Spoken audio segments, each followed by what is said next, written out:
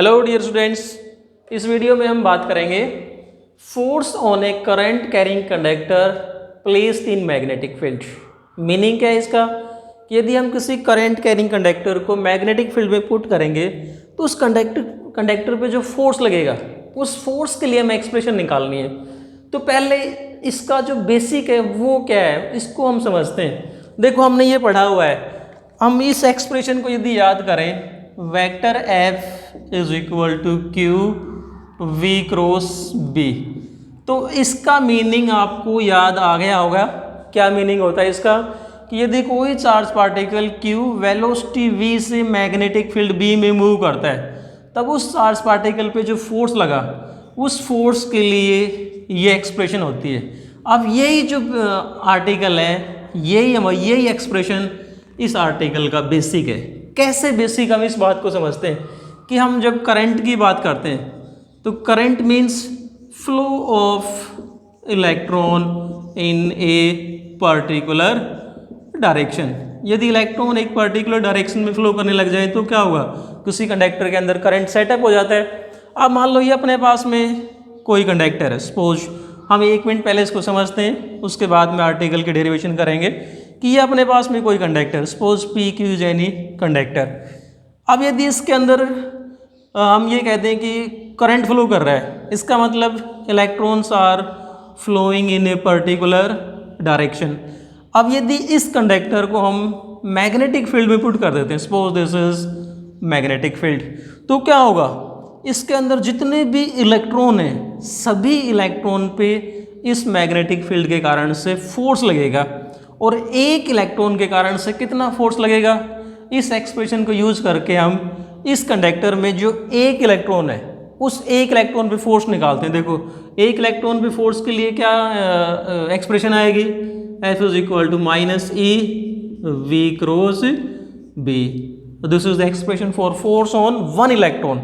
अब यदि हम ये पता कर लेते हैं कि इस कंडक्टर के अंदर टोटल इलेक्ट्रॉन कितने हैं, अगर हम ये पता कर लेंगे इसके अंदर टोटल इलेक्ट्रॉन कितने हैं तो क्या करेंगे, टोटल फोर्स कितना आ जाएगा, एक इलेक्ट्रॉन पे ये फोर्स है। अब मान लो कि इसके अंदर टोटल n इलेक्ट्रॉन है तो टोटल फोर्स जो पूरे इलेक्ट्रॉन पे लगेगा, सभी इलेक्ट्रॉन पे मिलके जो फोर्स लगा वो ही अल्टीमेटली क्या बन जाएगा, force on this conductor. So we can say that इन सभी इलेक्ट्रॉन पे जो फोर्स लगेगा, अगर 1 मिनट के लिए मैं मान लेता हूँ कि इसके अंदर n इलेक्ट्रॉन है, एक इलेक्ट्रॉन पे ये फोर्स, n इलेक्ट्रॉन पे कितना फोर्स लगेगा, NF।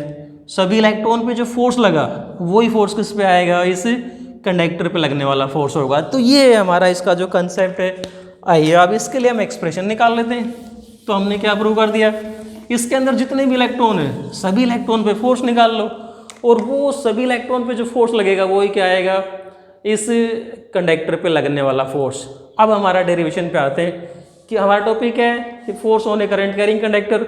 तो मान लेते हैं भाई हमारे पास में ये क्या है कि suppose P Q is a current carrying conductor और इस कंडक्टर में जो करंट फ्लो कर रहा है it is flowing from P to Q, इस डायरेक्शन में करंट फ्लो करता है। और इस कंडक्टर पी क्यू को अपन ने मैग्नेटिक फील्ड बी में कितने एंगल पे रखा हुआ है, थीटा एंगल पे। Conductor P Q is placed in magnetic field at an angle theta. Then हम मान लेते हैं भाई force on each electron, force on each electron in this conductor. इस कंडक्टर में प्रत्येक इलेक्ट्रॉन पे जो फोर्स लगेगा देन क्या आ जाएगा, using same relation F is equal to, देखो F is equal to Q we cross b वाला हम फार्मूला यूज कर लेते हैं। Q की जगह यहाँ पर minus e because charge on electron is negative and we know that electron moves with drift velocity vd। So force on each electron, इस कंडक्टर में प्रत्येक इलेक्ट्रॉन पे जो फोर्स लगा वो ये वाला लगा। हमने क्या रिलेशन यूज किया, F is equal to Q we cross b का रिलेशन यूज कर लिया। Q की जगह minus e because charge on electron is negative and v is velocity. We know that electron moves with drift velocity and v is magnetic field. अब हमारा काम क्या रह गया, अब हम ये पता करते हैं कि इसके कंडक्टर के अंदर टोटल इलेक्ट्रॉन कितने हैं। तो टोटल इलेक्ट्रॉन को मानने के लिए हम मान लेते हैं let n is number density of electron. Let small n क्या मान लेते हैं, नंबर डेंसिटी ऑफ इलेक्ट्रॉन्स। और नंबर डेंसिटी याद करो हम पहले पढ़ चुके हैं क्या होती है, number of electrons per unit volume. यदि वॉल्यूम यूनिटी हो तो इलेक्ट्रॉन कितने हैं, एन। अब जितना भी वॉल्यूम होगा उससे मल्टीप्लाई कर देंगे एन से। तो हमारा काम क्या रह गया, इस कंडक्टर का वॉल्यूम निकालना। तो कंडक्टर का वॉल्यूम निकालने के लिए हम क्या मान लेते हैं, इसकी जो लेंथ है, ये वाली लेंथ कितनी मान लेते हैं हमें, एल। और इसका ये जो एरिया ऑफ क्रॉस सेक्शन है ये क्या मान लेते हैं, a. So volume of conductor, इस कंडक्टर का जो वॉल्यूम होगा वो कितना आ जाएगा, a l. So total electrons in this conductor is n a l. अब देखो हमारा कंसेप्ट बहुत ईजी हो गया। हमारे पास में क्या आ गया, टोटल नंबर ऑफ इलेक्ट्रॉन्स आ गए, एक इलेक्ट्रॉन पे ये फोर्स लगता है। सो टोटल फोर्स, यदि यहाँ से हम टोटल फोर्स निकालेंगे, then total force F is equal to, एक इलेक्ट्रॉन पे लगने वाले फोर्स को टोटल नंबर ऑफ इलेक्ट्रॉन से मल्टीप्लाई कर दो, क्या आ जाएगा, देखो इसको इससे मल्टीप्लाई कर रहा हूँ मैं, minus n a l e, इसको एन ए एल से मल्टीप्लाई कर दिया, बाकी एज इट इज इनटू में क्या रह गया, वी डी क्रॉस बी। ये एक्सप्रेशन आ गया हमारे पास में सभी इलेक्ट्रॉन पे जो टोटल फोर्स लगा। अब इसको थोड़ा सा और सिंप्लीफाई कर लेते हैं फाइनल रूप में लाने के लिए। देखो अभी we know that relation between current and drift velocity, याद करो what is the relation between current and drift velocity, क्या होता है, I is equal to n A e v d. This is the relation between current and drift velocity. अब यदि इसको हम current element के रूप में ले आते हैं, then we can write it as IL is equal to NAL E VD। इसको दोनों तरफ हमने L से मल्टीप्लाई कर दिया, किस रूप में आ गया, करंट एलिमेंट के रूप में। But we know that current element is a vector quantity and direction of current element क्या होती है, जिस डायरेक्शन में करंट फ्लो करता है उसी डायरेक्शन में करंट एलिमेंट की डायरेक्शन होती है। बट इधर हम यदि इसको वेक्टर फॉर्म लिखेंगे तो यहाँ पर वेक्टर क्या है, drift velocity, drift velocity of electron. And we know that velocity of electron is opposite to direction of current, तो यहाँ पर हम क्या लगाएंगे, माइनस। सो हमारे पास में आई एल किसके बराबर आ गया, minus n a l e v d. अब डियर स्टूडेंट्स यदि हम एक और दो को कंपेयर करें तो देखो यहाँ पर minus n a l e v d, minus n a l e v d, इतना जो फैक्टर है वो किसके बराबर है, आई एल के बराबर। सो ये कह देंगे, so using second in first, इस सेकंड को फर्स्ट में यूज कर लेते हैं। हमारे पास में फोर्स के लिए एक बड़ा सिंपल सा फार्मूला आ गया, F is equal to i l cross B. This is the final expression for force on a current carrying conductor. अब इसमें देखो जो वेरियस टर्म आई इनका मीनिंग क्या है, i means current flowing through the conductor, l is length of the conductor and b is magnetic field. This is the final expression. अब यदि इसको हम मैग्नीट्यूड फॉर्म में लिखें तो क्या आएगा, मैग्नीट्यूड फॉर्म में F is equal to i l b sine theta. ये कहाँ से लिख दिया हमने, ए क्रॉस बी क्या होता है, a b sine theta. So i l cross b क्या होगा, i l b sine theta, right. ये वेक्टर फॉर्म में, ये मैग्नीट्यूड फॉर्म में फोर्स आ गया हमारे पास में, किसी भी करंट कैरिंग कंडक्टर पे लगने वाला फोर्स ये आ जाएगा, F is equal to i l b sine theta.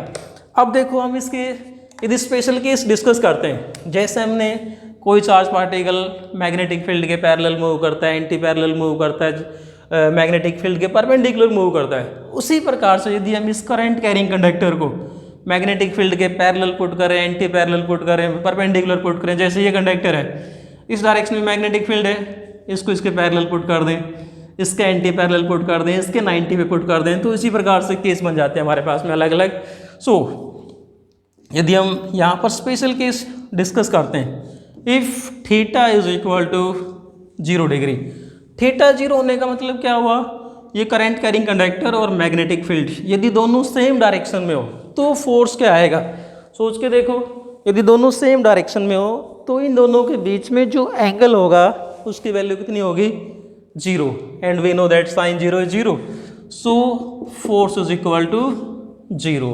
It means यदि कोई current carrying conductor magnetic field के पैरेलल है, ये मैग्नेटिक फील्ड और कंडक्टर को हमने मैग्नेटिक फील्ड के पैरेलल पुट कर दिया, means there is no force. इसी प्रकार से यदि एंटी पैरेलल पुट कर देंगे, theta is equal to 180, means no force.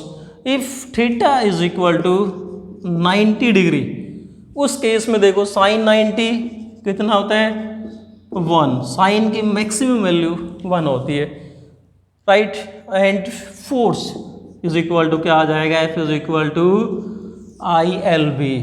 Dear students, बहुत इंपॉर्टेंट रिजल्ट है ये अगले आर्टिकल के लिए। तो यहाँ से हमने डायरेक्ट क्या निकाल लिया, यदि कोई current carrying conductor magnetic field के पैरेलल है तो उस कंडक्टर पे जो फोर्स लगेगा वो कितना होगा, f is equal to ILB। This is the condition for maximum force. अब यहाँ से जो कंसेप्चुअल क्वेश्चन बनता है, मल्टीपल चॉइस ऑप्शनल क्वेश्चन जो बनता है कि when will the force will be maximum on a current carrying conductor, कब होगा मैक्सिमम, जब कंडक्टर को हम मैग्नेटिक फील्ड के परपेंडिकुलर, यहाँ हम बात करेंगे ये मैग्नेटिक फील्ड है और कंडक्टर को जब हम पैरेलल की जगह परपेंडिकुलर पुट कर देंगे, then force will be maximum, right. अब यदि हम इसकी डायरेक्शन की बात करते हैं तो डायरेक्शन के लिए सिंपल हम पहले पढ़ चुके हैं कि if you want to find direction of this force, तो डायरेक्शन के लिए हमारे पास में पहले वाले रूल, या तो Fleming left hand rule use करेंगे, either Fleming left hand rule. कब अप्लीकेबल है, जब थीटा की वैल्यू क्या हो, 90 डिग्री हो। अदरवाइज अगर थीटा की वैल्यू 90 नहीं हो तो कौन सा रूल यूज करोगे, right hand thumb rule, right hand thumb rule. जैसे यहाँ हम बात करते हैं, यहाँ पर राइट हैंड थंब रूल कैसे लगाएंगे, इस केस में जब करंट, देखो ये वाला केस हमारे पास में IL क्रॉस B, इधर IL होगा और इधर B है, IL से B की तरफ फिंगर्स को घुमाओगे, फोर्स किधर आएगा, परपेंडिकुलर एंड आउटवर्ड्स, राइट। ये तो कब आ गया, ये जो फोर्स की डायरेक्शन कब आई, जब एंगल कितना उनके बीच में, थीटा एंगल हो, कोई भी एंगल हो। यदि थीटा को हम पर्टिकुलरली 90 कर देते हैं, जैसे ये वाला केस कर दिया मैंने कि इस डायरेक्शन में मैग्नेटिक फील्ड और इधर करंट कैरिंग कंडक्टर है, तो क्या करोगे, फ्लेमिंग लेफ्ट हैंड रूल लगा लेंगे। मैग्नेटिक फील्ड देखो, फर्स्ट फिंगर क्या रिप्रेजेंट करेगी, मैग्नेटिक फील्ड को हम यूँ बात करते हैं कि first finger represents magnetic field, direction of current और positive charge, then direction of force. So in this way we can find direction of force, and this is the magnitude of force on a current carrying conductor placed in magnetic field. Thanks and keep on watching.